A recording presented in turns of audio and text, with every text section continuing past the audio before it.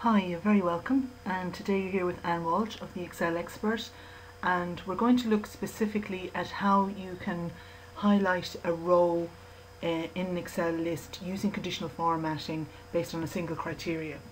So for here, what I want to happen is that here, for example, I have under fault category, we have mechanical. Now usually when we do conditional formatting, the only thing that would be highlighted would just be this single, any cells here with mechanical in it. But we want to really make them pop out of the list. So what we're going to do is we're actually going to set this up so that the actual full complete row is actually highlighted. Right, so that's what we're going to do today. Okay, now the secret is, first of all, is just begin by make sure you highlight the entire list, and that really is the key part of it, because when you do that, it means Excel will actually kind of capture your Excel formatting.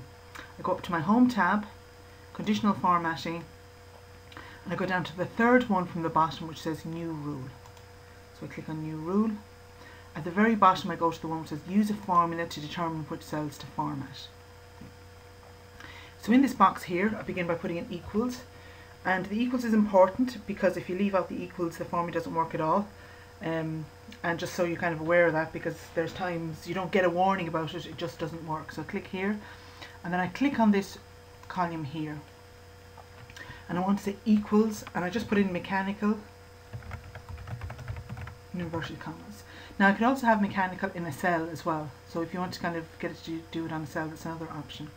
Now the other thing I want to happen is that at the moment it's on F6, so it's actually locked to cell F6.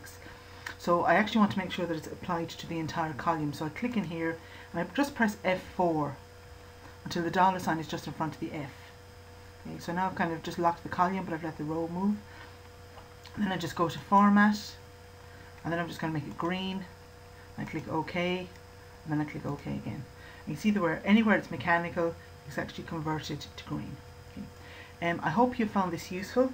In other tutorials, I'm going to look at how you could use conditional formatting with multiple criteria, which is kind of a useful one if you wanted to, let's say, flag everybody who had mechanical with Joan or something like that.